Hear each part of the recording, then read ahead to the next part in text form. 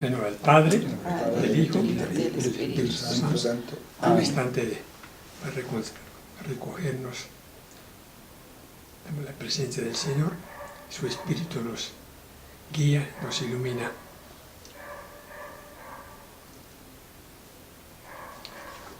Bien. Te damos gracias, Señor, porque tu palabra sigue siendo viva y eficaz entre nosotros.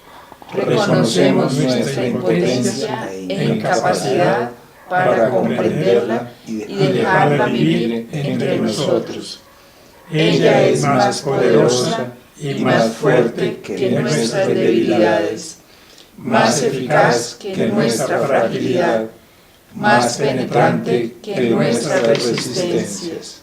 Por eso te pedimos que nos ilumines con tu palabra, para que la tomemos en serio y nos abramos a aquello que nos manifiesta, para que confiemos en ella y le permitamos actuar en nosotros de acuerdo con la riqueza de su poder. Madre de Jesús, que confiaste sin reservas, pidiendo que se cumpliera en ti la palabra que te fue dirigida, danos el espíritu de disponibilidad para que volvamos a encontrar la verdad sobre nosotros mismos. Haz que ayudemos a hombres y mujeres a encontrar la verdad de Dios sobre cada uno. Haz que la encuentren plenamente el mundo y la sociedad en que vivimos, las personas a las que queremos humildemente servir. Te lo pedimos, Padre, por Jesucristo, tu palabra encarnada, por su muerte y resurrección, y por el Espíritu Santo, que renueva constantemente en nosotros la fuerza de esta palabra. Amén. Para Silvana. Muchas gracias. Llegamos la última vez al parábola número 9, que es la página 74, 75, página 183 y 84 del tomo 2. Que es la del hombre fuerte. Sí. Están en el capítulo 11, 21, 23 de Lucas.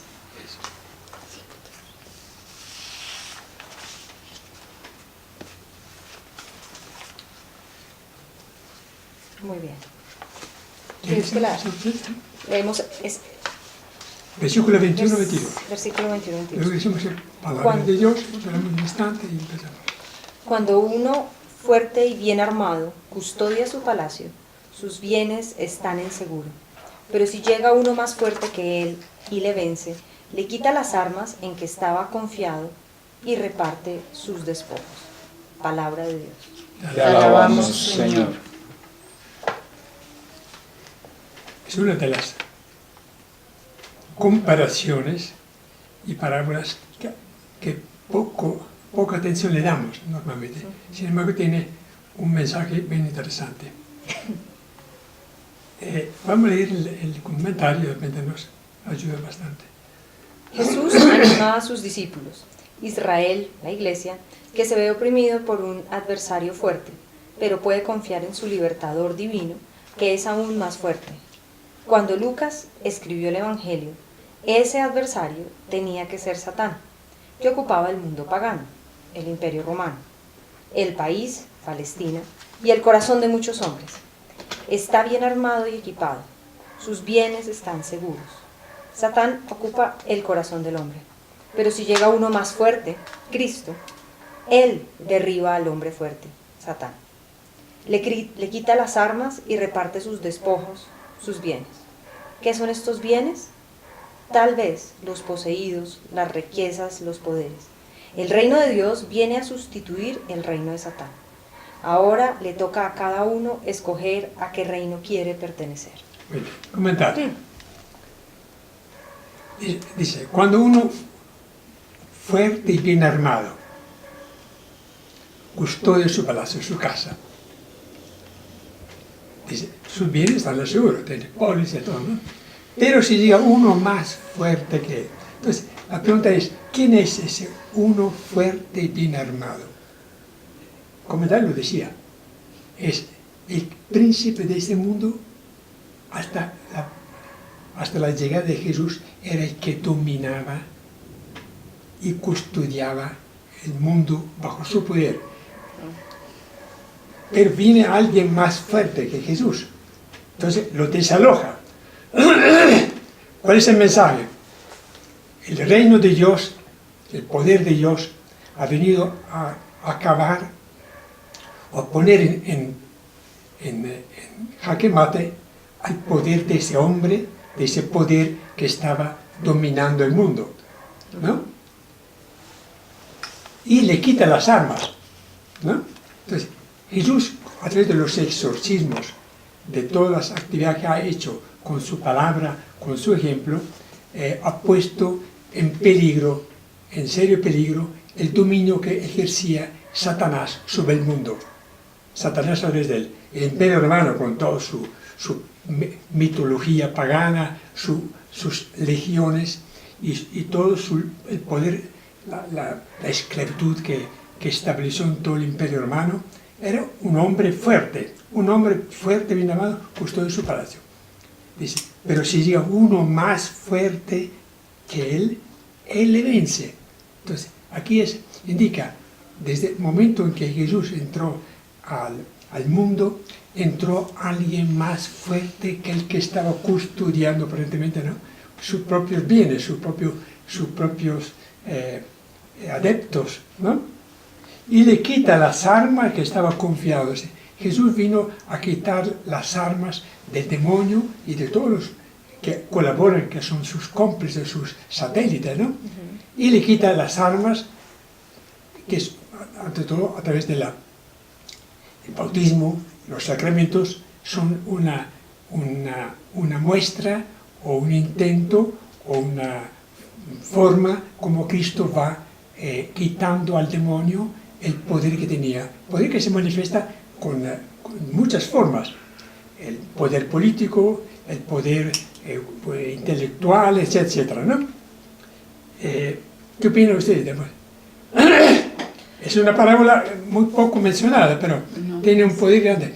Lo que indica, la conclusión es, uno tiene que alinearse, o está con un poder que pretende custodiar sus posesiones, o confía en que Cristo, que ha venido con mucho más poder, y siga a Él.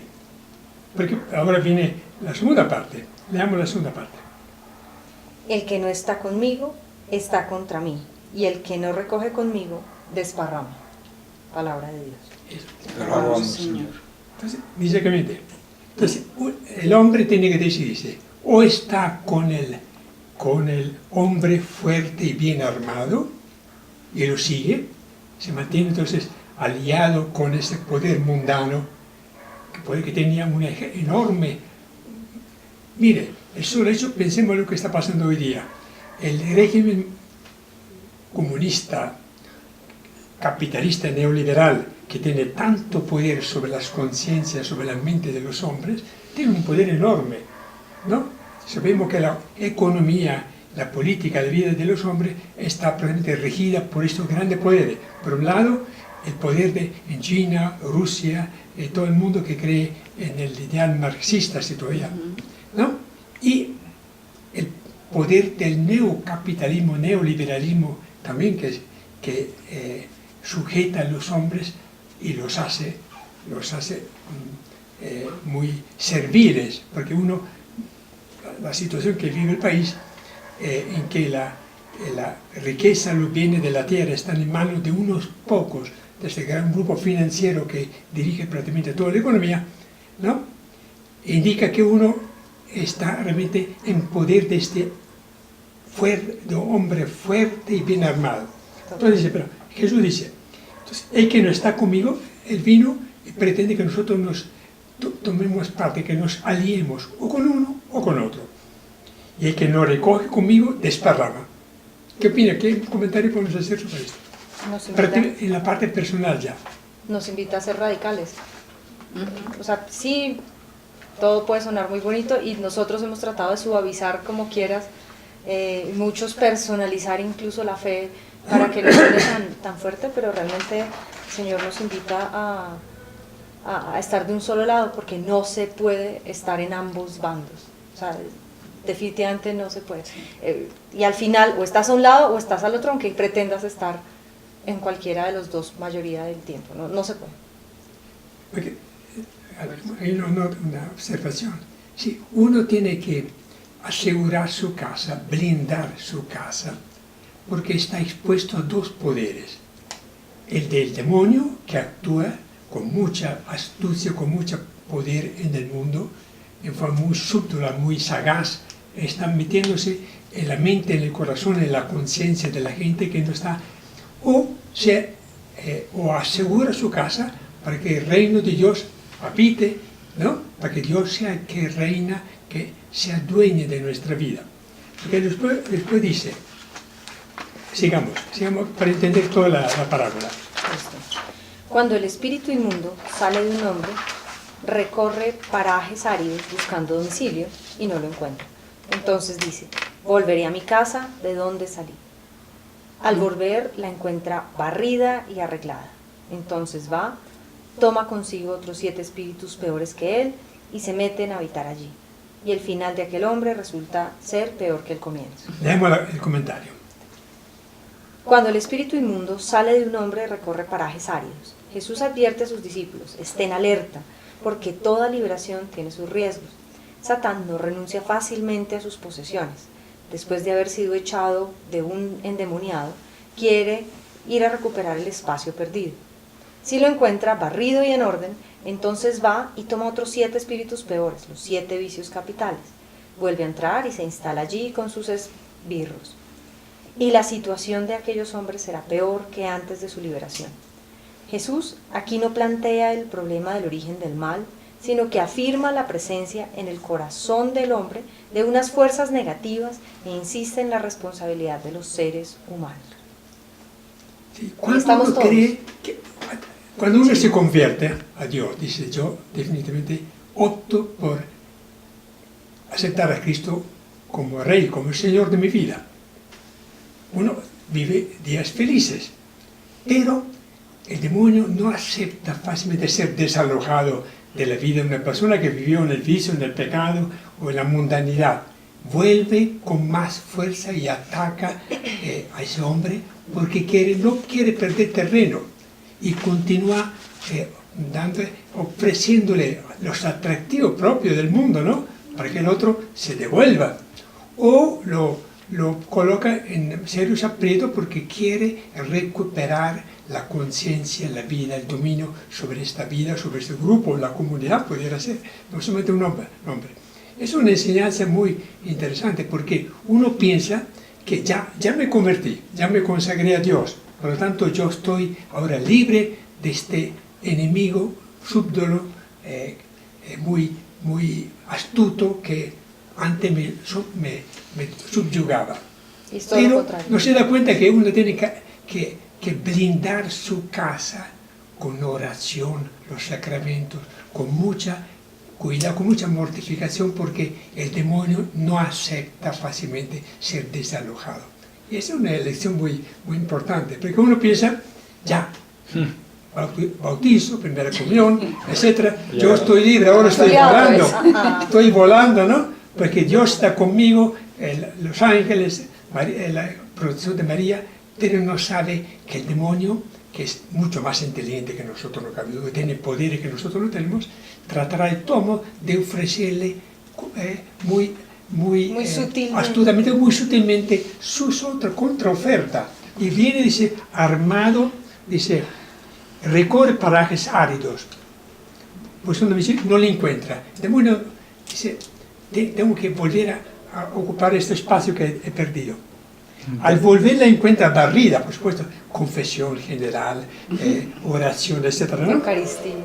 Entonces toma consigo otros 7 espíritus peores que él. Si es que hay peores. Todos estamos pendientes de la arremetida. Y se mete a habitar ahí. Y lo logra, muchísimas veces lo logra.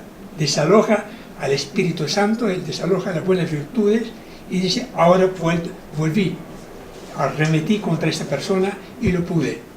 Y dice, y al final, el final de aquel hombre que se grave lo que dice Jesús, resulta ser peor que el comienzo. Sí.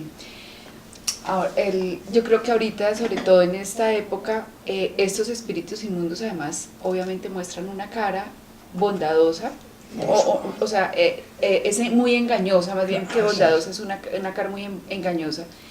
Y lo que, digamos que la invitación es siempre uno preguntarse, ¿esto viene de Cristo? ¿Esto realmente viene de discernimiento? Porque no es tan fácil. Ayer justamente alguien me mandaba un mensaje de ángeles de nueva era, y yo decía, pues es que obviamente es muy fácil de verdad confundir, y yo no supe tampoco dar una buena respuesta, o no sentí como que tuviera una respuesta totalmente convincente, ¿sí? De poder decir, es que esto no viene de Dios, esto no es de Dios, y no es fácil. Hay que ver a quién están sirviendo esos ángeles. Exacto. No solo, lo que pasa es que los ángeles son, si fuera como un juego de ajedrez, ellos son los peones, tú no los puedes endiosar. Digamos que ha pasado que de alguna manera se han endiosado los ángeles, y los ángeles son eso, son quienes le sirven al Señor, son intercesores, cada uno tiene un ángel de la guarda, y hay 3 ángeles de los cuales habla toda la Biblia. La Biblia habla de 3, ángeles, no 7. tal cual. Sí, exacto. Punto. De ahí en adelante, endiosar a los ángeles, pues no. No, exacto. De ahí en adelante ya no. Ya no es. También bueno, me pasó. pero hay ángeles de todas clases también. También es cierto, también es cierto. Tenemos una misma conclusión. Hay que discernir cuánto Sí. la oferta que nos hace digamos la tentación que nos viene de Dios, una prueba de Dios normal, que seamos probados, ¿no? Pero cuando uno sospecha que detrás de esto puede haber un engaño de parte de aquel que engañó a Adán y Eva, engañó a muchas personas, uno tiene entonces que blindar, asegurar su casa, su conciencia, su vida, con mucho más fuerzas positivas, que es la palabra de Dios, la oración, los sacramentos, la mortificación, porque hay peligro que Él se introduzca, se meta otra vez, porque le encantó vivir con uno, porque lo tenía, ¿no? No, y quiere volver a tener su posesión. Él está luchando por el alma de nosotros. Sí. De alguna vez escuchaba que Él lucha más por el alma de nosotros que nosotros mismos por nuestra salvación. Porque Él siempre está ahí, al acecho, siempre. Y no nos va a dejar hasta el día de nuestra muerte. Entonces es muy importante que no olvidemos que estamos en conversión. Por eso San Pablo decía, vivir en permanente conversión. Porque cuando uno se cree que ya la logró, ahí empezó mal. Y tengo 2 casos de 2 personas que lastimosamente, una no encontró al Señor y terminó más perdido en este momento, y otra que ya creyó que ella había encontrado al Señor y terminó totalmente lejos. Deja uno la puerta abierta. Sí, la puerta abierta. Dejar la puerta abierta es uno de los peores peligros. Sí. San Pedro en la carta, de la primera carta, dice que no habla asemeja al demonio a un león rugiendo que busca a quien devorar. Es decir, es una fiera que está al acecho para ver a quién echar mano, porque obviamente es el oficio de Él. Dios le dio esta libertad. Es un problema del mal, dice no. Ni siquiera Jesús lo abordó. Muy difícil entender por qué Dios permite que fuerzas negativas opuestas a Él desde el comienzo, desde cuando creó a Adán y Eva hasta el final, siempre. Tan así que Él mismo lo llamó el príncipe de este mundo. El que gobierna el mundo es Él. Cierto. Y se nota todo el tiempo. Nombre, finanzas, ideología, igualdad de género, con todo el nombre, es Él que aparentemente maneja. Sabemos nosotros cristianos que el Dios que está, Jesús no deja a su iglesia en poder del demonio, y acude y salva y perdona. Pero tenemos que ser muy conscientes, porque aquí son palabras de Jesús, no cabe duda. Él nos pone en alerta en que no dejemos la casa abierta, la ventana abierta, porque entra por todas partes. Yo creo que Jesús lo llamó el príncipe de este mundo. El príncipe de este mundo lo llamó. Y yo creo que aquí es importante porque todos el mundo podemos creernos que ya estamos del otro lado y él siempre se está maquinando de alguna forma en cómo entrarnos de acuerdo a nosotros, es decir, si a mí no me importa comer o no comer, no me va a entrar por la comida, pero si alguien se derrite por la comida, por ahí le entra, y ahí en adelante repasamos todos los pecados, por ahí entra. Capitales, lujuria, codicia, avaricia, ¿qué otra es? Orgullo, ¿qué otros son? Ira. La ira, todos pereza. Están ahí pendientes, son grandes vicios al cual echa mano, por lo tanto debemos tener la casa barrida, dice acá, tener la casa barrida y en orden. En orden hasta el cerebro, sí, para poder tomar. Porque sabemos que podemos ser víctimas inocentes de alguien que conoce todas las entradas posibles, ¿no? Y él siempre se va a presentar como algo bueno. Él no va a llegar con cachos y con cola, sino va a llegar presentándose como la historia de Blancanieves, como la viejita pobre, y siempre va a mostrar el lado bueno. Y ahí es donde uno le tiene que pedir siempre al Espíritu Santo discernimiento. Creo que esa parábola es muy interesante porque nos revela una faceta que a veces descuidamos.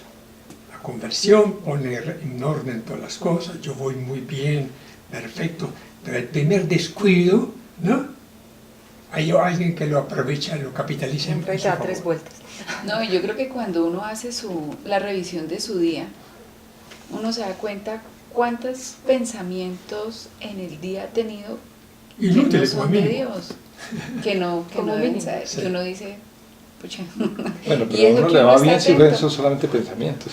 Pero muchas veces se va palabras. Y de ahí para allá, sí, palabras, acciones, y bueno, de ahí para allá, sí, claro. Juzgamos, decimos, hablamos. A las veces son los pensamientos, sí. Últimamente, a veces es mejor ni hablar para no embarrar más. Ahora, Emilio, sí, yo creo que Satanás no es inteligente. Tiene un intelecto desarrollado, es un estratega, es un pervertido, es un corrompido, es sagaz, pero inteligente no fuera. Si fuera inteligente, se habría convertido. No estaría haciendo lo que está haciendo. Pero es una inteligencia demoníaca, sí. Maligna. Pero es un intelecto desarrollado. Sí, claro. La inteligencia es divina. Sí, por supuesto, sí. Tenemos que tener la astucia subdolada del demonio. Aquí viene un comentario que esta parábola está en un contexto de un exorcismo. Está en juego el poder de este enemigo fuerte, ¿no? Mismo Jesús lo llama, mire, cuando uno, no dice el nombre, pero cuando uno fuerte y bien armado, así lo cataloga. Lo cataloga, lo pinta, significa que él lo sabía que era fuerte. Y luego dice que va a encontrar, dice acá, el hecho de que los evangelios sinópticos relaten episodios de expulsión de demonio, que es el reino de demonio, indica que recogen tradiciones muy serias sobre tales milagros. No fueron inventados por los evangelistas estos exorcismos, aunque el evangelio de Juan no menciona un solo exorcismo. Pues nos llama la atención, Marcos, Mateo y Lucas sí hablan, y Juan no. Al sanar al sordomudo, que era el contexto evangélico, liberándolo del espíritu que lo afligía, literal C, depende de tu Jesús nos enseña que ha venido a ofrecer a los hombres una salvación completa, la del cuerpo y la del espíritu. Él salva al hombre de todas las dolencias, anticipando lo que será su condición en el cielo. La salvación es total, cuerpo y alma. El mensaje central del texto de hoy es: el reino de Dios ha irrumpido en el mundo por medio de Jesús. Esa es la buena noticia que nos trajo Jesús. Ya el demonio no es el único que está mandando en el mundo. Hay uno más fuerte que es Cristo. Está condenado a retroceder y ya está derrotado, porque Jesús dice: yo he visto a Satanás caer del cielo, lo que indica que en algún momento Jesús vio la derrota total. Tarde o temprano este será derrotado, con todo su aparato, todos los poderes políticos, económicos que lo acompañan. Los cristianos no pueden ser indiferentes ni neutrales, pues lo que no está del lado de Cristo y de su causa termina estando contra él, está haciendo el juego al demonio. Satanás es un ser inteligente, aquí dice, entendiendo la inteligencia, y astuto. No se rinde a la primera derrota. Intenta una y más veces ocupar el territorio perdido, del cual ha sido expulsado. El cristiano tiene que velar con fe y oración para no caer en la tentación. Y dice que el demonio, cuando sale de uno, va por lugares áridos. No tiene casa. El demonio no tiene dónde esconderse. ¿Se acuerda cuando Jesús lo sacó del endemoniado de Gerasa, ¿no? Le pide, por favor, porque era una legión. Una legión, eran 6.000 demonios, estaban metidos en este pobre hombre. Dice, permítalo que nosotros vayamos, que nos metamos en los puercos, porque no tenemos dónde ir. Imagínense, salen de este pobre diablo, ¿no? Y dice, anda, recorre parajes áridos buscando domicilio. Él necesita entrar en alguna persona. Entonces, Jesús le permitió que se metieran los puercos. Los puercos endemoniados se fueron al mar y se perdió toda esta cosa. Porque indica que el demonio busca alojarse en las almas de la gente, porque solo no está expuesto aquí, nos vemos, ¿no? Pero es una imagen muy simpática. Dice Jesús, recorre parajes áridos buscando domicilio. Y la primera persona que le abre la puerta, por supuesto, ahí entra. Claro. Entonces, en colombiano se diría, sí, el que da papaya. Eso. Esto nos enseña que, mire, Judas, Pedro, imagínese, le promete que no tuviera miedo, que él lo defendería en cualquier momento. Y le dejó la puerta abierta, la presunción de que él era alguien. Antes que el gallo cante 3 veces, cante una vez, tú me habrás negado 3 veces. Pero le dio papaya. Y entró el demonio. Solamente que después se convirtió, etcétera, etcétera. Judas no quiso echar para atrás, ¿no? La codicia del cliente, quién sabe qué pasó. Entonces, es una parábola que nos deja pensativos. Muy bien, pasamos ahora ¿Sembrador? Al sembrador. Es 8, 4, eso. Ese está en el 1. Entonces en Lucas capítulo 8, versículos 4 al 8. Sí. Para los que quieran seguir con su vida.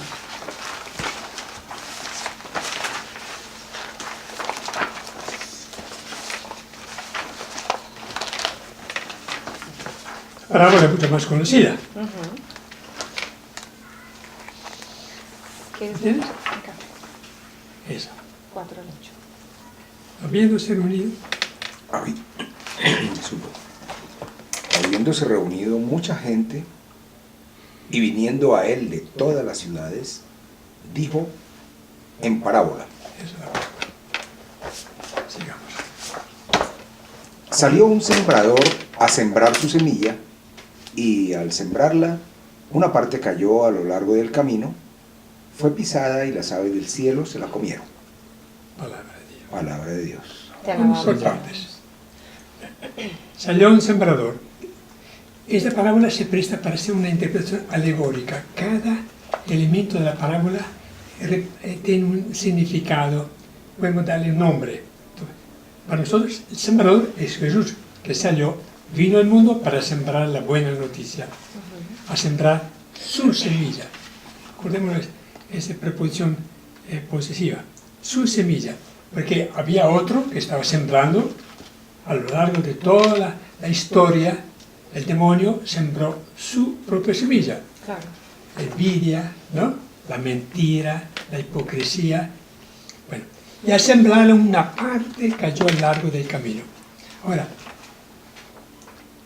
nos preguntamos, un sembrador muy inexperto, ¿no?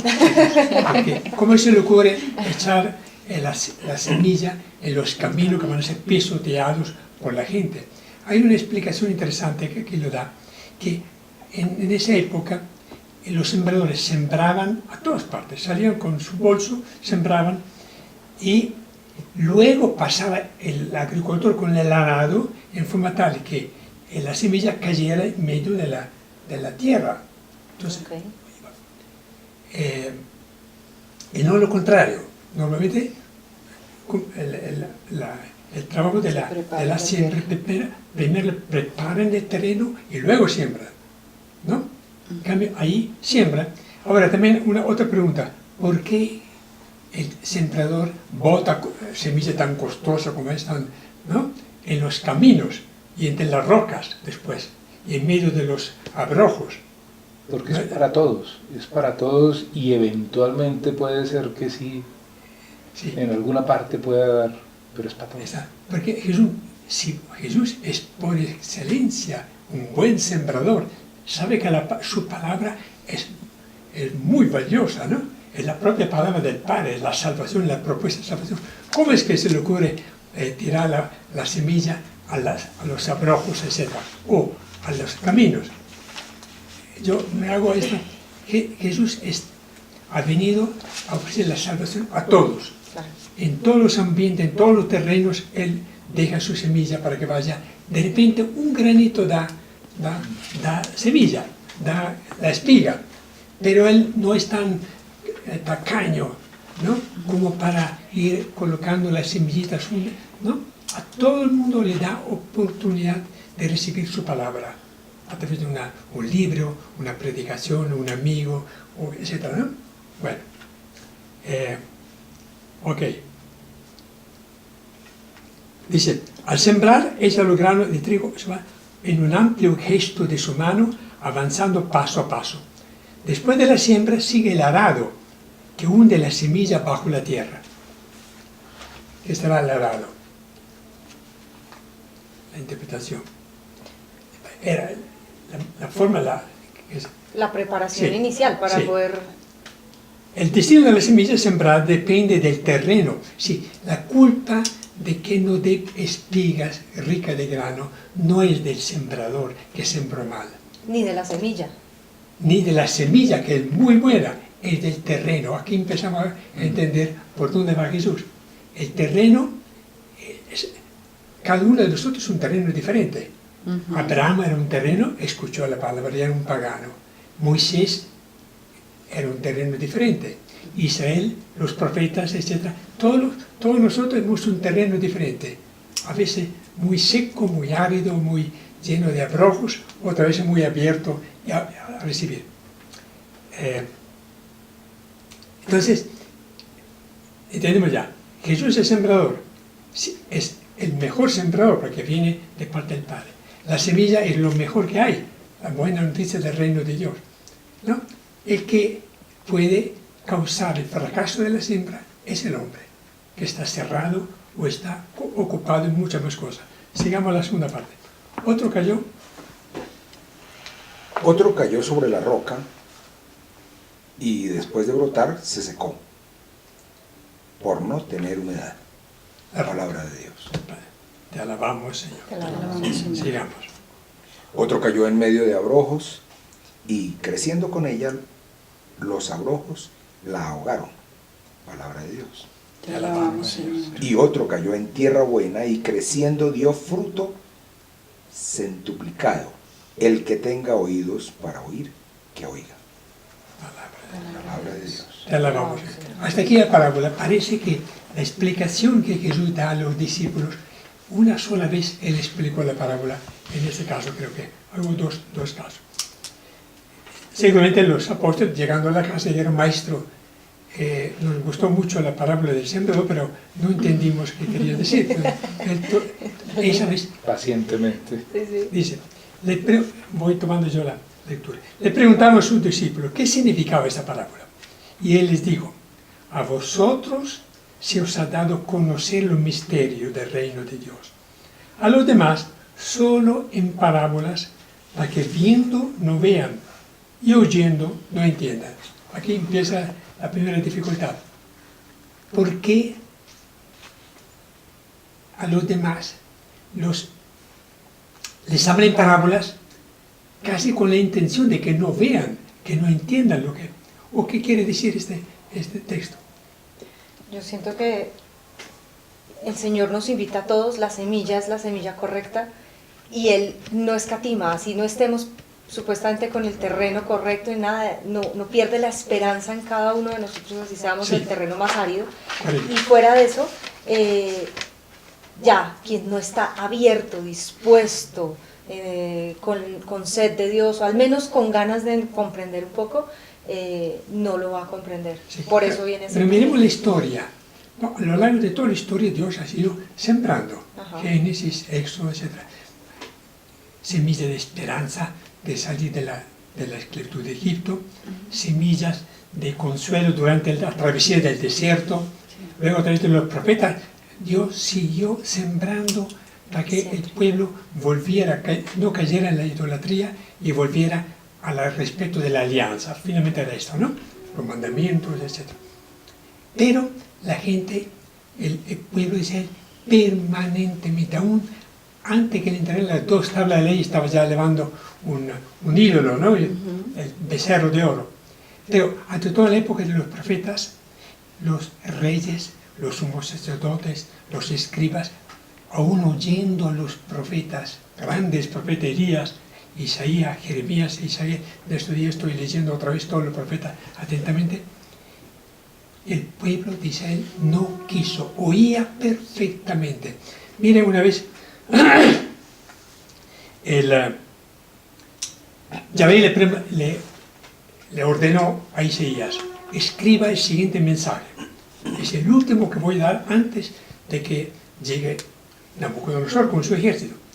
Y escribió un largo discurso, lo leyó en presencia del rey, de los sumos sacerdotes, de todas las autoridades. Tan pronto el rey escuchaba el discurso de Jeremías, cogía las hojas, quemaba, las tiraba al fuego. Un claro, neto rechazo de lo que Dios quería. No le creyeron. Por eso dice acá, a los demás se les da en parábolas, a los demás, judíos, fariseos, saduceos, porque viendo no vean, dice, desde miles de años le estoy hablando, no quieren ver, no quieren oír, por lo tanto es inútil. Yo les doy una parábola para que vayan por lo menos cuestionándose, preguntándole qué significa esto, pero a ustedes sí le voy a dar toda una la explicación. Entonces tengo toda una historia.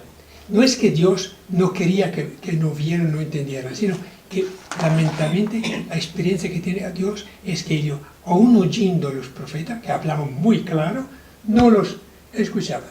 Aún escuchando, no cumplían las cosas. Sigamos. Dice, a vosotros sí, se ha dado a conocer el misterio del reino de Dios. Los discípulos de Jesús tienen que acordarse del don privilegio de Dios que les ha dado, la revelación de los secretos del reino. La interpretación de la parábola, visiones, sueños y profecías de la Sagrada Escritura se realizan en la Iglesia gracias a la fuerza oculta pero eficaz de Dios. Y a los demás son en parábolas, para que viendo no vean y oyendo no entiendan. En cambio, los demás, el pueblo de Israel, viven una situación trágica, ya que ellos han oído y no han comprendido, han visto con sus ojos todos los prodigios que había hecho Dios a lo largo de la historia de la salvación y no han captado su sentido. La parábola sigue siendo a sus oídos enigmas sin resolver.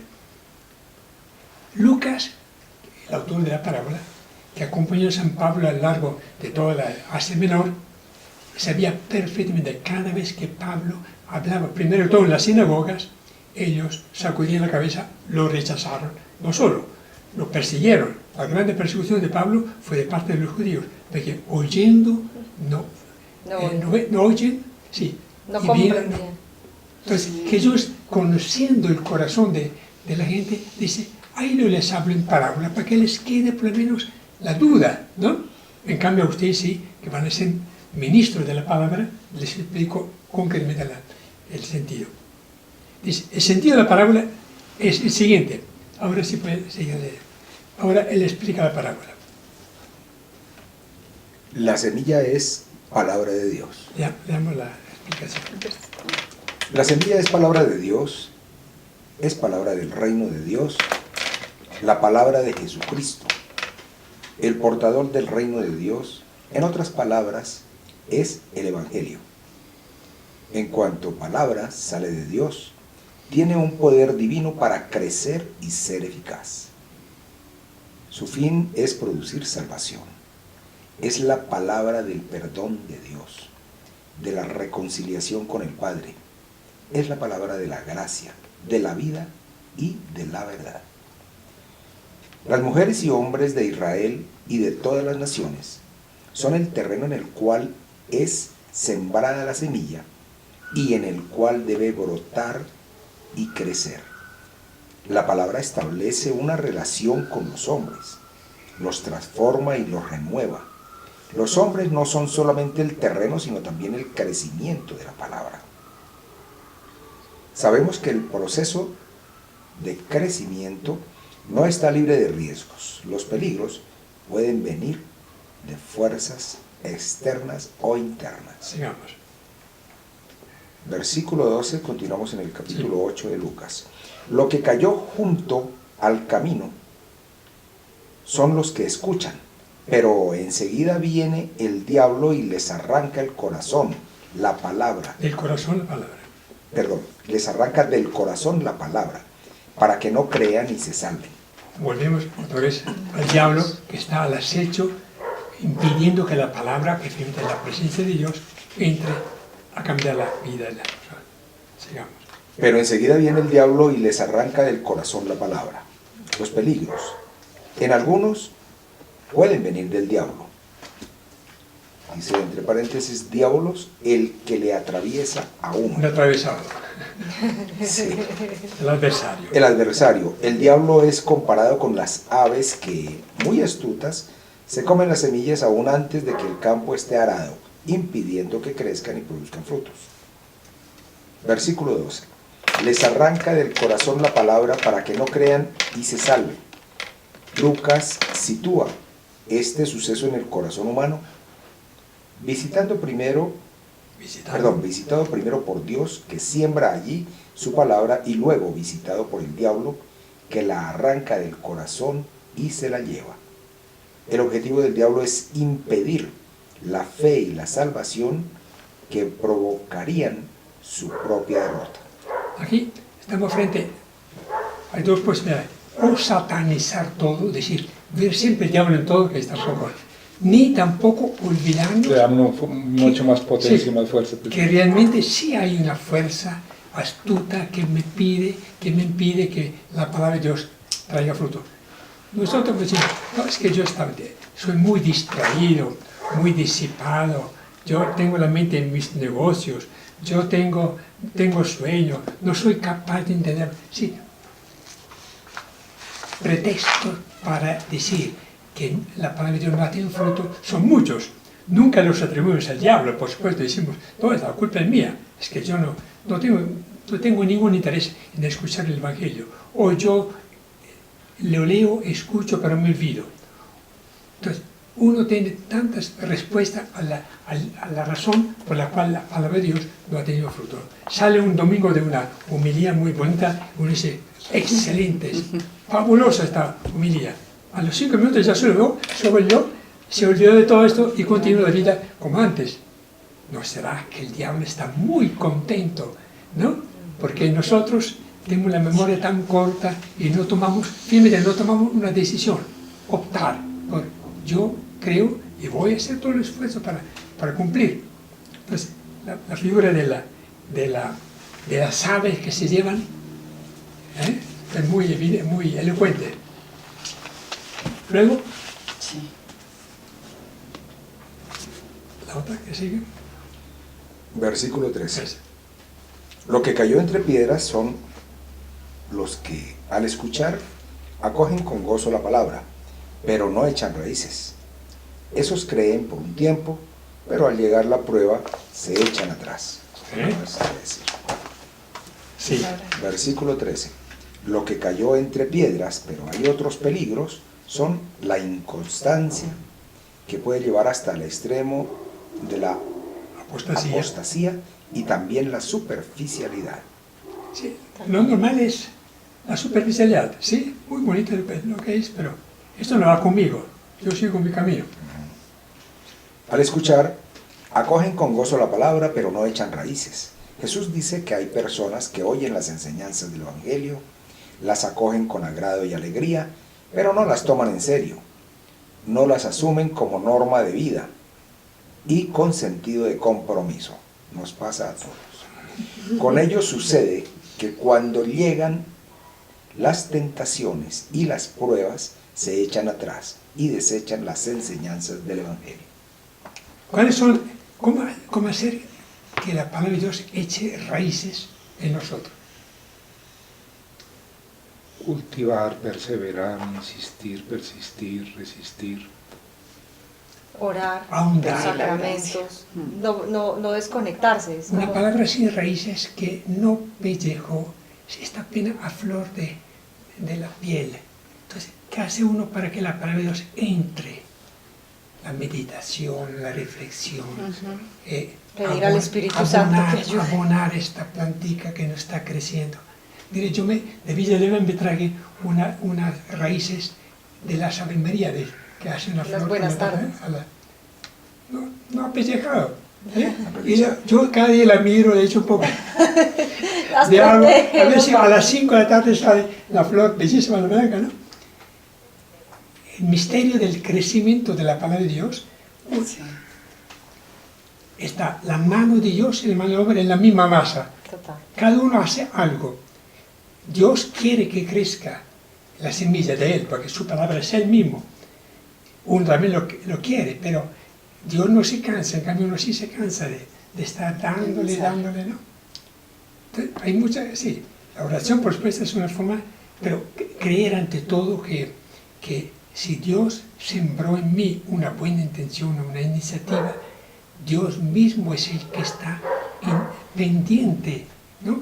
Tengo que creer en Él para que esto tarde o temprano va a brotar, va a dar fruto, ¿no?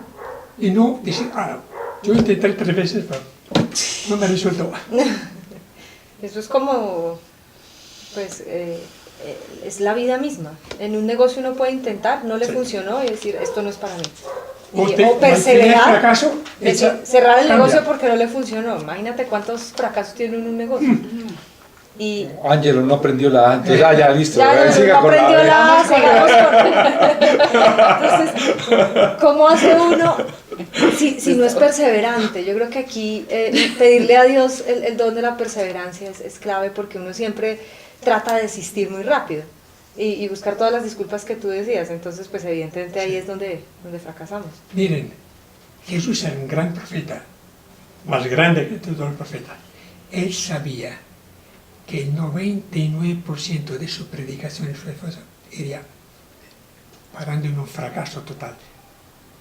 Sin embargo, ese 1%, los 12 apóstoles que él trató de sacar adelante, dieron lugar a la iglesia. Si él hubiese dicho, ¿para qué voy yo a Cafarnaúm, a Jerusalén? ¿Por qué voy a morir si la gente me va a rechazar? Todavía Israel está muy lejos de reconocer a Cristo como Mesías. Toda la historia de los 2000 años sería una prueba, una demostración que no valió la pena a que el Padre enviara a Jesucristo, porque fue un fracaso en gran parte. Pero la iglesia está creciendo, el gran mostaza está creciendo, de modo que el hecho de que tengamos fracaso no es razón suficiente para Parar. En algún momento el resultado se da, es como los evangelios de esta semana cuando hablaban de que se convirtieron 3.000, yo decía, 3.000 personas. Y en otros 5.000. 5.000, uno dice, pero ¿qué es esto? O sea, Y lo ¿en qué milagro que momento hicieron. Dios hizo esto? Sí, exacto. Muy bien, sigamos. Lo que cayó entre cardos. Lo que cayó entre cardos Que no son cerdos, sino cardos. son los que escuchan, pero con las preocupaciones, la riqueza y los placeres de la vida se van ahogando y no maduran. Siga. Lo que cayó en tierra fértil son los que con disposición excelente escuchan la palabra, la retienen y dan fruto con perseverancia. Ese es el 1% a que te refieres. Sí. que decías. Veamos la explicación. Después de esa serie de fracasos, se espera una conclusión feliz. La interpretación dice, Hay personas en las cuales la palabra de Dios ha penetrado hasta el fondo del corazón, la han escuchado y la han guardado o vivido. Un rendimiento del 100% es una cosecha milagrosa. Ese suceso es obra de la gracia de Dios, pero también de la perseverancia del creyente. Entonces, se nos habla de estas perspectivas. Gran parte de nuestros esfuerzos, de nuestra predicación, de nuestro apostolado, etc., va a fracasar porque las aves se lo llevan, si el demonio se... Otras caen en terrenos llenos de abrojos o de rocoso, ¿no? No tienen un qué poder producir. Pero dice, hay un pequeño porcentaje que da un producto, una cosecha del 100%. Entonces, uno tiene que siempre mirar, Dios es leal, es fiel. Si Él nos dice que su palabra puede producir una cosecha abundante en mi vida, yo tengo que apuntarle a Él y no sacar la disculpa que hay mucha dificultad. Eso Jesús lo sabía perfectamente porque Él mismo las encontró. Entonces, aquí está en juego la fe en su palabra, el poder de su palabra, una fe total, a pesar de los fracasos que tiene. En segundo lugar, que Dios está más interesado que yo en que su palabra dé resultado, porque finalmente es su reino, no el mío. ¿No? Tercero, el testimonio de la Iglesia demuestra que ha habido santos, grandes santos y santas, ¿no?, que han creído en la palabra y la palabra ha dado resultados muy generosos. Pensemos en María, la madre de Jesús, San José, patrono de los obreros, los apóstoles, aunque tuvieron que morir, mártires casi la totalidad. Pero el ejemplo de la Iglesia demuestra que cuando alguien cree y remite en la palabra de Dios, sí puede llegar a tener una cosecha grande de méritos, de resultados, ¿no?, de conversiones. Entonces, es una parábola que nos reta, ¿no?, nos desafía. O usted cree de verdad, o las cosas van dándose, ¿no?, que la inconstancia, los atractivos del mundo van poco a poco desviándolos y pierden la fuerza de la palabra, no dan los frutos esperados. ¿Qué más puedo decir de esto? ¿Qué otra aplicación concreta? Creo que todos en algún punto hemos tenido todo tipo de terrenos. Nos ha pasado que salimos, que la semilla no entra, que no sé si a ustedes les ha pasado, pero muchas veces cuando ya tenemos la disposición y demás, escuchamos el mismo evangelio que llevamos años escuchando y finalmente algo te cambia por dentro. Pero ha sido por la perseverancia que viene del Espíritu, nada por mérito propio, claramente. Es que pasar a ese 1% que tú mencionabas no es fácil. El demonio la tiene de papaya.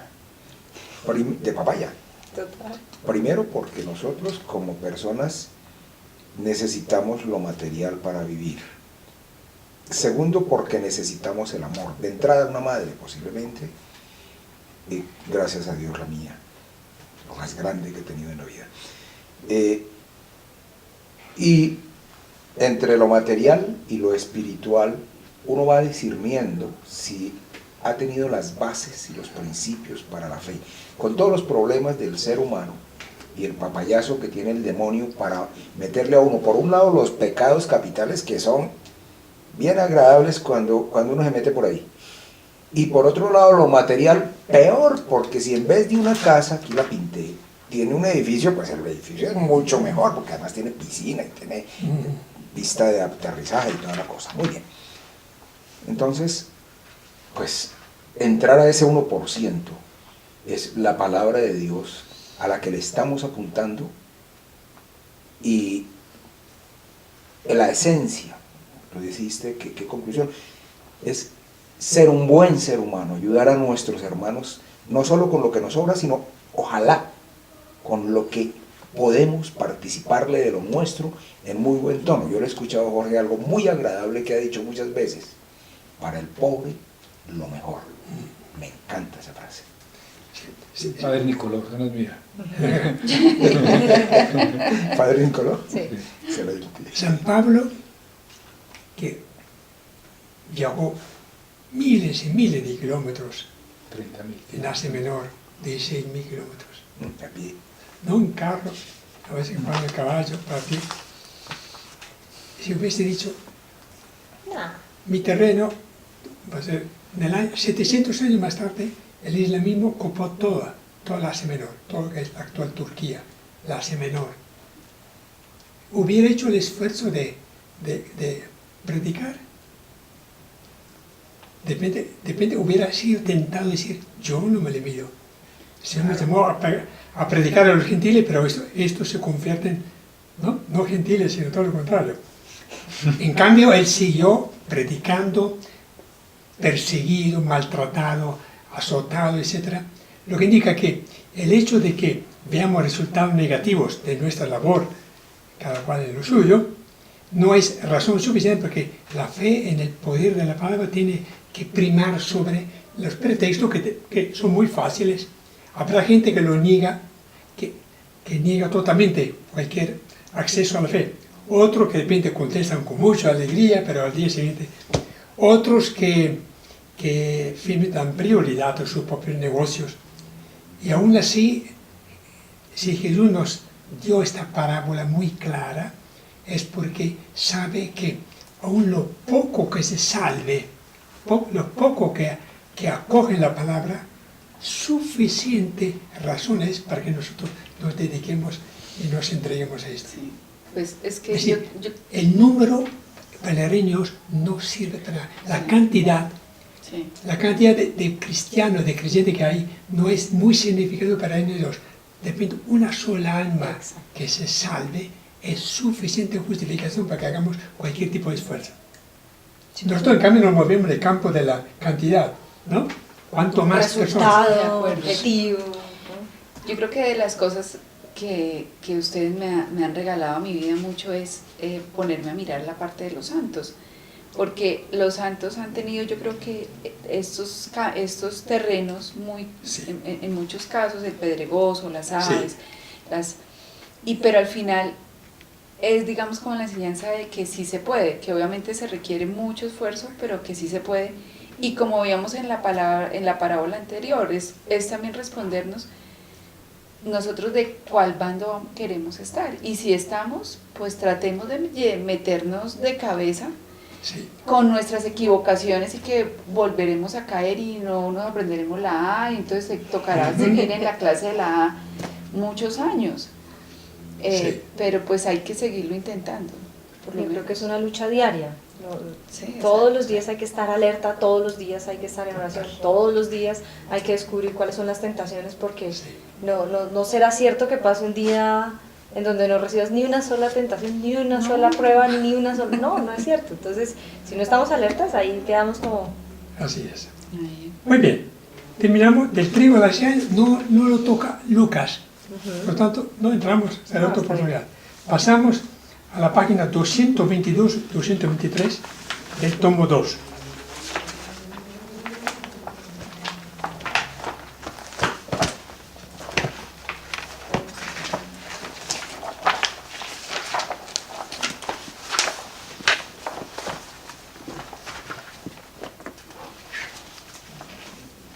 ¿Del tomo 2, Pati, lo tienes? Ujú. El tomo 2. Sí, señora.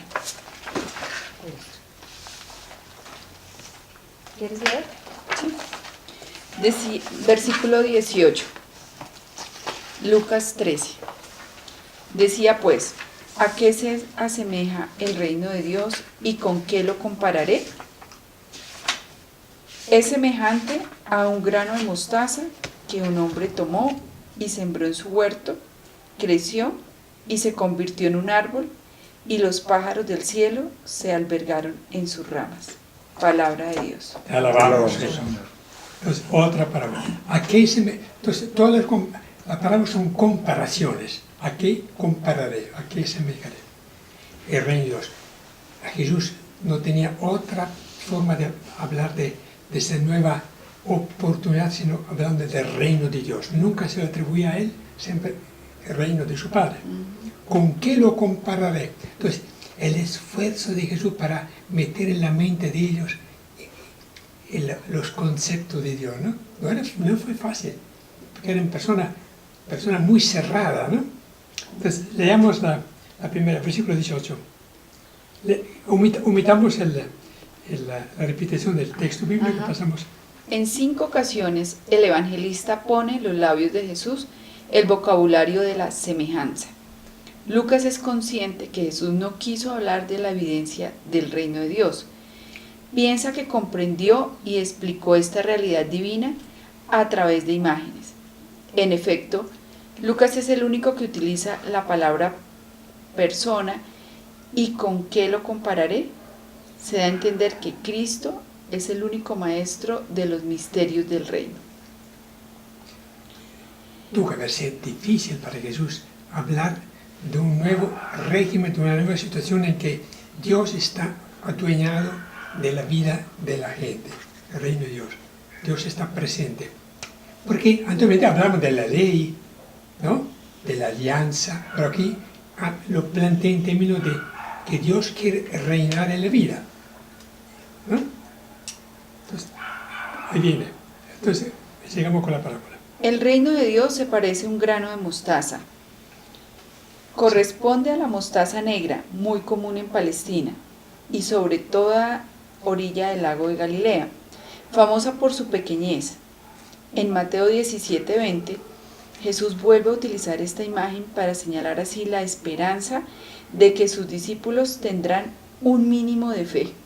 La única dificultad de esta semejanza es el tamaño de la planta de mostaza adulta, de 1.20 a 2.50 metros de altura, es decir, del tamaño de un árbol y no de un arbusto. Parece que nuestras plantas de mostaza no son tan altas, ahí cobraban una altura importante, así que se anidaban las aves en ella, ¿no?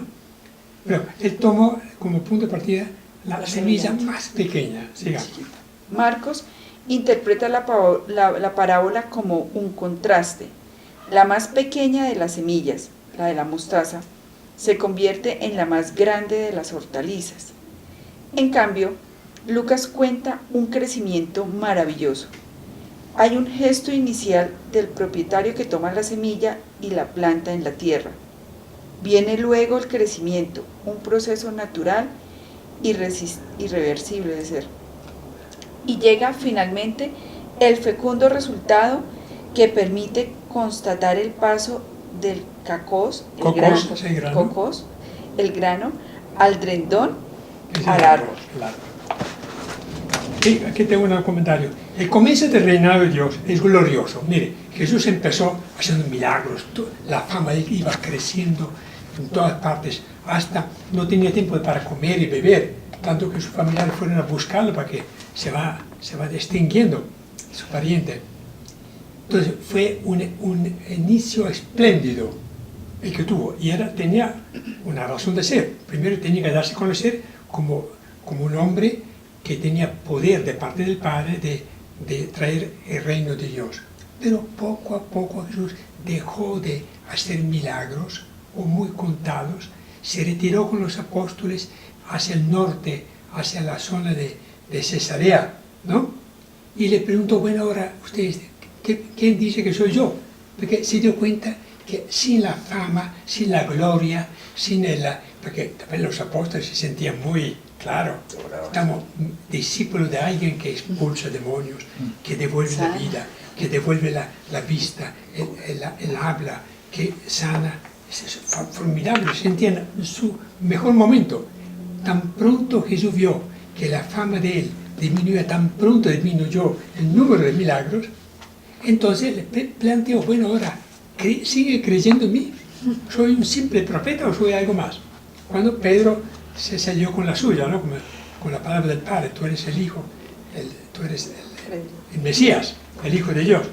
Pero, entonces, los comienzos son espléndidos, pero el final, el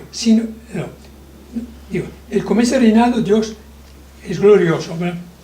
No hay que escandalizarse y temer si los comienzos son humildes,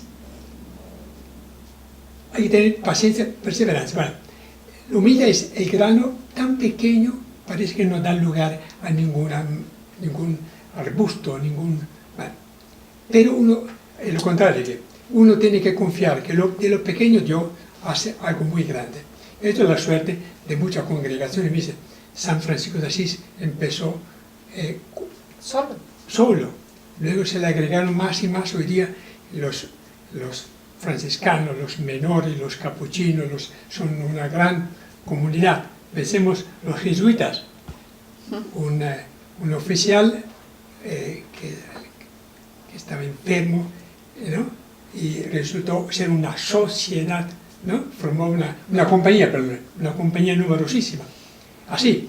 Entonces, los comienzos pueden ser muy humildes, pero pues, Jesús también empezó humildemente, pero luego creció y luego volvió a perder su esplendor porque su diseño era indispensable. Muy bien. Leamos el comentario del versículo 19.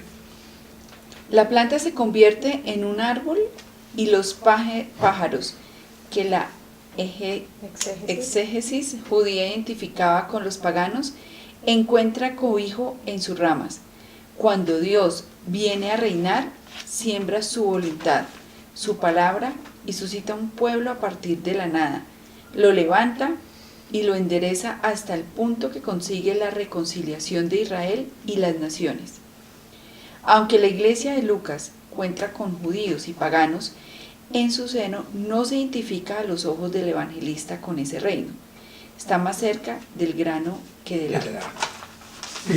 Pequeña comunidad que iba creciendo, imagino que habrá querido explicar. Somos pocos en medio de un imperio romano que apagó, sí, que manifestaba su poder inmenso, pero la parábola también de lo pequeño va a resultar algo muy grande, tan así que hasta los paganos van a convertirse y van a poner su nido en este árbol pequeño que nació de una semilla de... Muy bien, sigamos. Y dijo... Sí. Jorge, dale. Y dijo Versículo 20. Y dijo además, ¿con qué compararé el reino de Dios? Es semejante a la levadura que una mujer tomó y ocultó en 3 medidas de harina hasta que todo fermentó. Palabra de Dios. Te alabamos, Señor. Muy conocido, ¿no? Son muy similares. Un puñado de levadura hace fermentar la masa. El mérito no es de la mujer que amasa, sino de este poco de levadura. Aquí hay una explicación de lo que era la levadura. Dice, es un hongo microscópico unicelular que se multiplica por la granulación. En cuanto a la levadura, es la masa de harina que se ha dejado fermentar. Dice, los israelitas se servían de la levadura, no del fermento en la fabricación del pan. Tenían una concepción negativa hacia la levadura. ¿Se acuerda cuando le decían que están discutiendo en el barco que cuando dijo el Señor, guardamos de la levadura de los fariseos, ¿no? Guardados, sí. Sí. De ellos pensaban en la levadura del pan. Hasta que Jesús le explicó, ¿no? La levadura es la oposición de los fariseos. Entonces, la levadura, por eso que el pan que comían en la Pascua era sin levadura. Los ácimos, una semana de Pascua, tenían que comer solamente panes ácimos, sin levadura.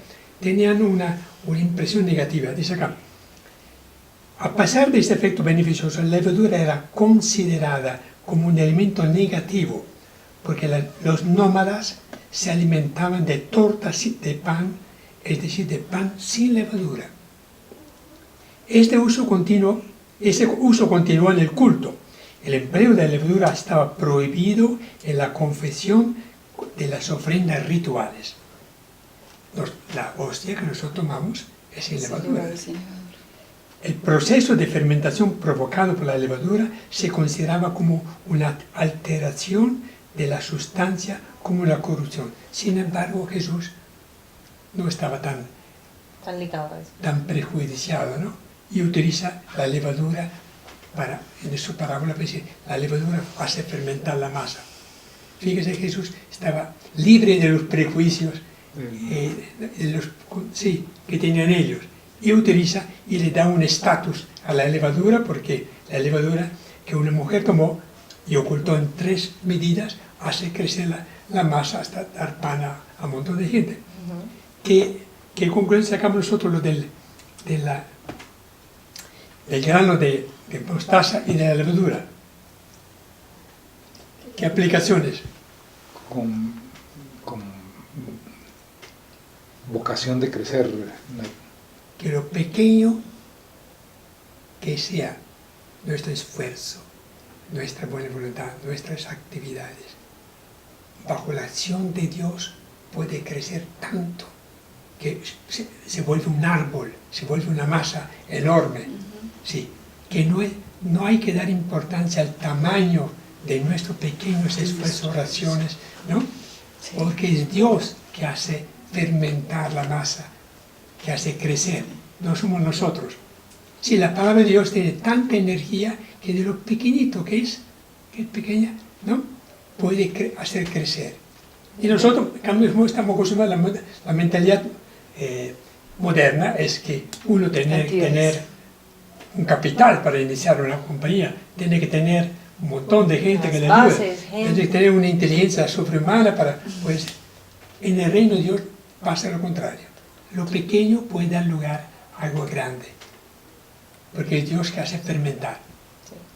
Es un mensaje muy formidable, ¿no? Ahí es donde vale la pena lucharla por ese 1% que tiene tantas aparentes limitaciones, pero que si uno ora y lo logra sentir en su corazón, va creciendo de una forma puede dar frutos, puede dar espigas.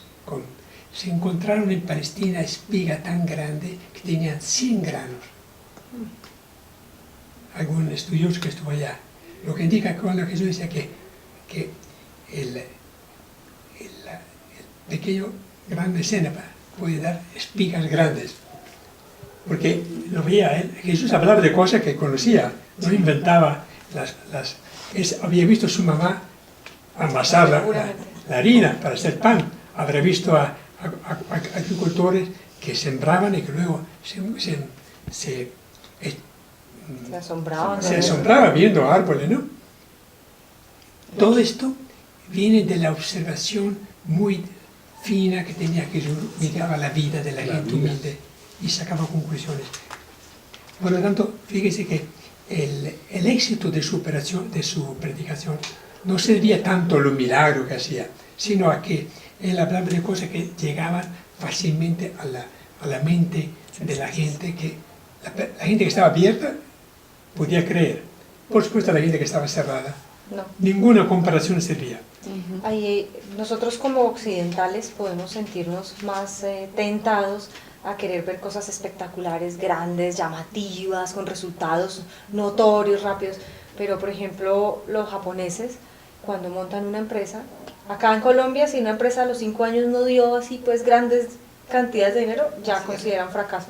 En Japón a los 20 años esperan empezar a tener resultados realmente contundentes en una empresa. Entonces nuestra visión muy occidental aplica acá. Nosotros queremos resultados no solo rápidos, sino grandes y llamativos y show. Dios es humilde, Jesús no, todo arranca en pequeño. Muchas veces cuando algo arranca con tanto boom, de repente no es por ahí. Eso hasta para discernir le puede ayudar a uno para entender muchas veces como por dónde puede llegar a ser. Mire, Dios Padre mandó a Jesús un niño nacido de una mujer. Más inocente, más chiquito. 30 años, desperdició 30 años en una casa haciendo techos, etc. En vez de dedicarlo a... Mire, la mentalidad de Dios es totalmente diferente a la nuestra. Exactamente. Eso indica que nuestras estrategias no coinciden con el Evangelio. Aquí hay unos comentarios de los padres. Aquí, San Gregorio Magno, el grano de mostaza, dice, es Cristo, pequeño y humilde en su carne, pero vigoroso como un árbol en su poder majestuoso. Las ramas son los predicadores.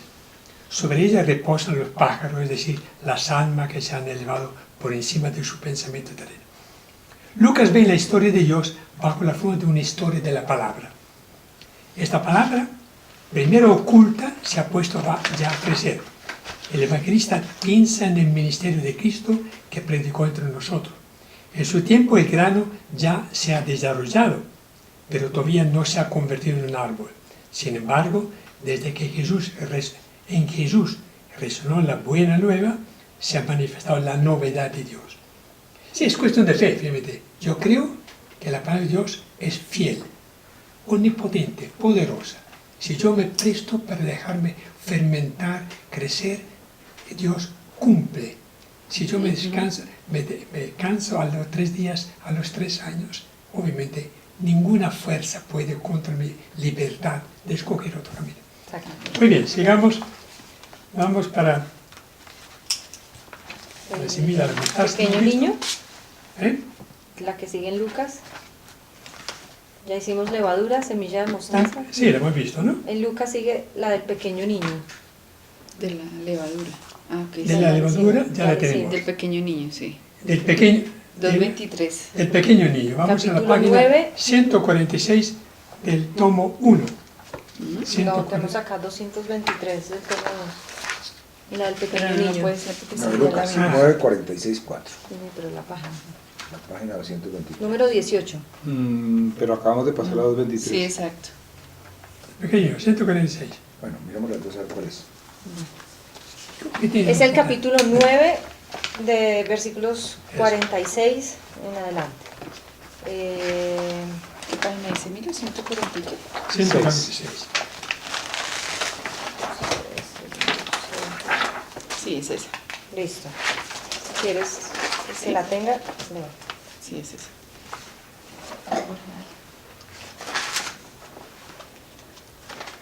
El versículo 46. 46, este capítulo 9. sí, sí. Ujú. Se suscitó una discusión entre ellos, quién de ellos sería el mayor. Conociendo Jesús lo que ellos pensaban, tomó un niño, lo puso a su lado y les dijo: el que recibe a este niño en mi nombre, a mí me recibe, y el que me recibe a mí, recibe al que me envió. Pues el más pequeño entre vosotros, ese es el mayor. Palabra de Dios. Ya Te la- la Alabamos, alabamos, Señor. Señor. Pues esta vez la palabra está alrededor de un niño pequeño. Leamos. Repítele. ¿El comentario? Sí, el comentario. Se suscitó una discusión entre los discípulos a quién le tocará el primer puesto. Sin que se lo hayan pedido, Jesús, que conoce los corazones, interviene para zanjar la disputa. La pretensión de ser el más importante de los demás oculta la pretensión de dominarlos, de tenerlos a su servicio. Detrás de esto había el deseo de voy a De dominar poder, a todos. Obviamente los apóstoles no lo manifiestan expresamente, mientras que Jesús les confirma que deberá ser entregado a los hombres. Sus discípulos piensan en todo lo opuesto: cómo lograr el puesto más alto para disponer de ellos. El destino de Jesús contrasta con los pensamientos y propósitos del corazón humano. Los discípulos del Hijo del Hombre tienen que cambiar su manera de pensar y adecuarse al Espíritu de Cristo. Como más de una vez en Lucas aparece la imagen del Maestro lleno de sabiduría que, con un gesto que vale por toda la parábola, les enseña algo que al mismo tiempo es la solución de la discusión de los apóstoles. Sigamos, Con los- el niño. Sí. El niño que Jesús coloca a su lado recibe el puesto de honor. Es colocado por encima de los apóstoles. Todas las miradas se dirigen a ese niño. En la primera parte de la frase de Jesús hay cierta ambigüedad y contradicción, pues el niño, por su falta de edad e inmadurez, no es más grande sino más pequeño de ellos. Por lo tanto, la grandeza del niño está en que el niño recibe a Dios y a sus enviados, mejor que los que pretenden ser importantes. En la iglesia y en el mundo, importantes en la iglesia y en el mundo. Es decir, la verdadera grandeza de los pequeños, como este niño, está en su receptividad, en su capacidad de recibir y acoger. Por ejemplo, el bautista es grande en el interior de la economía histórica de la salvación. Sin embargo, sigue siendo pequeño según los criterios del reino de Dios. Sigamos. Servir a los pequeños como ese niño es servir a Jesús, y servir a Jesús es como servir a Dios. Los pequeños y Jesús y Dios están colocados en orden ascendentes. El que se pone al servicio de los pequeños en nombre de Jesús sirve al propio Jesús, y el que sirve a Jesús sirve a Dios. Entregándose en las manos de los hombres adversarios, Jesús realiza el servicio divino que Dios quiere de él.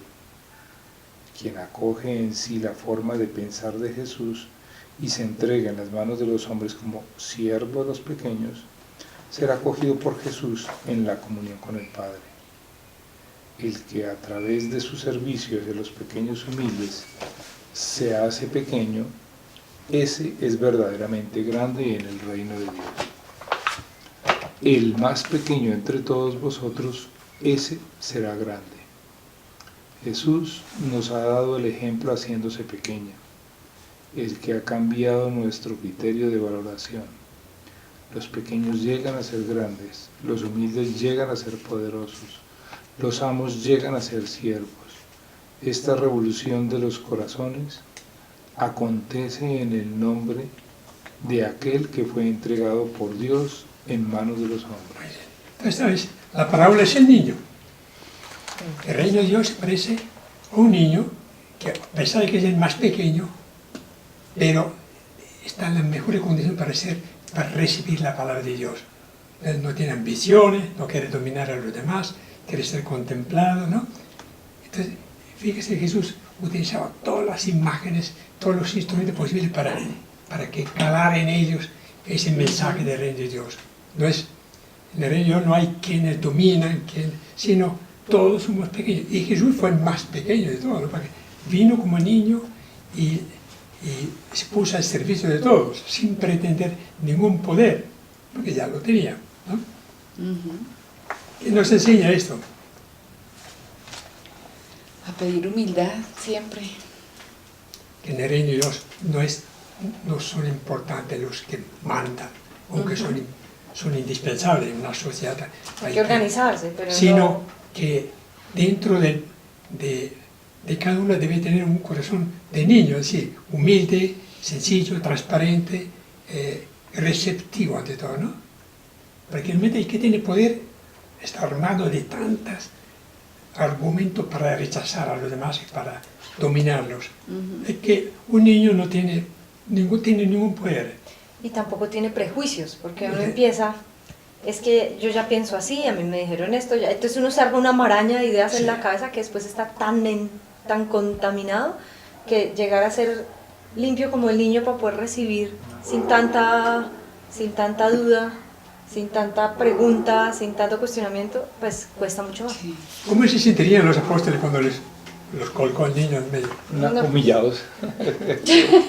Y yo tan importante. No. Y yo que voy a ser el primero de los apóstoles. Exactamente. Y yo que estoy acá tan juicioso.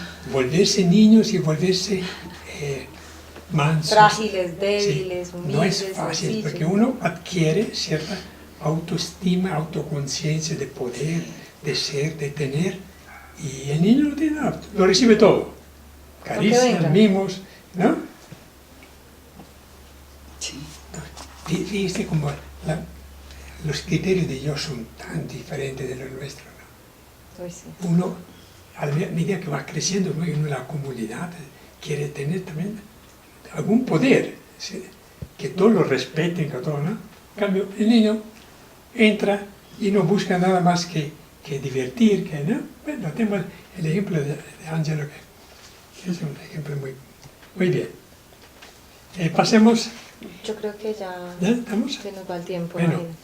¿Cómo le parece que sí, las parábolas nos cambian de chip. Sí, Nos muestran que el reino es muy diferente del que nosotros de repente pensábamos. Porque las comparaciones que nos da Jesús son muy convincentes, ¿no? El grano de cena, Mostaza. la masa que mueve, etcétera. Nos muestra que estamos todavía de repente lejos de entender lo que Jesús trajo, que es una novedad absoluta. Tenemos que cambiar muchas cosas en nuestra vida, pero con la plena confianza que lo que se dice aquí es el camino que tenemos que seguir. La palabra de Dios es verdadera, por lo tanto no tenemos la suerte nosotros respecto a otras religiones que lo que leemos aquí es la verdad, que no es que sea, es el testimonio de un gran hombre, Buda, sino que vamos por el buen camino. Esto facilita mucho más nuestra respuesta que si nosotros estuviéramos armados de tantos otros argumentos. Pero aquí es tan sencillos, pero tan valederos, ¿no? Y a veces, siendo tan sencillos, todavía seguimos nosotros enredándonos la cabeza con otras ideas. Yo comparto contigo eso porque digamos que a mí me ayuda a aterrizar mucho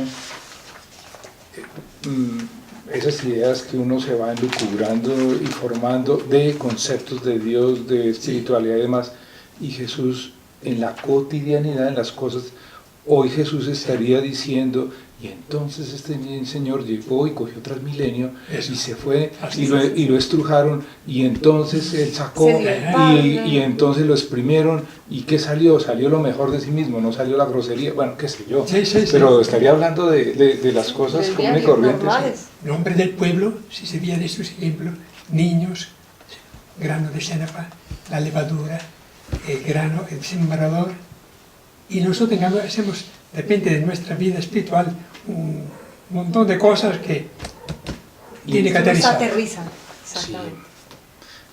Sí. Lo sencillo de Jesús nos indica que no tenemos que complicarnos la vida, tenemos que ir por ese lado con mucha confianza.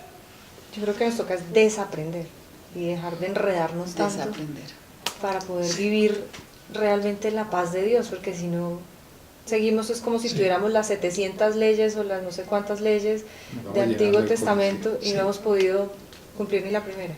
Desaprender, aprender a vivir liviano. Echar atrás. Es que nadie nos enseñó a vivir liviano.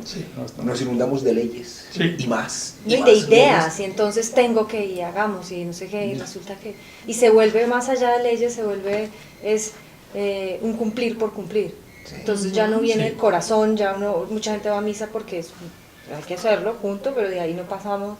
Yo creo que las parábolas nos invitan a un giro completo de nuestra propia versión de nosotros mismos.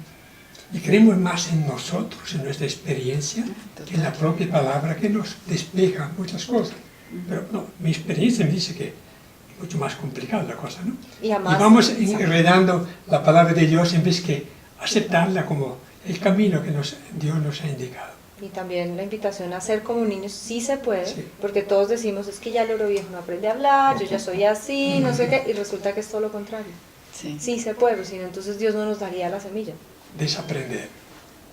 Terminamos rezando el Padre Nuestro, como lo habíamos hecho, con dando la mano, y terminamos, como decíamos, al final, Padre Nuestro. Padre Nuestro. Padre nuestro que estás en el cielo, santificado sea tu nombre. Venga a nosotros tu reino, hágase tu voluntad en la tierra como en el cielo. Danos hoy nuestro pan de cada día, perdona nuestras ofensas, como también nosotros perdonamos a los que nos ofenden. No nos dejes caer en la tentación y líbranos del mal, Padre nuestro. Padre, del Hijo, del Espíritu Santo. Jorge nos trajo un café.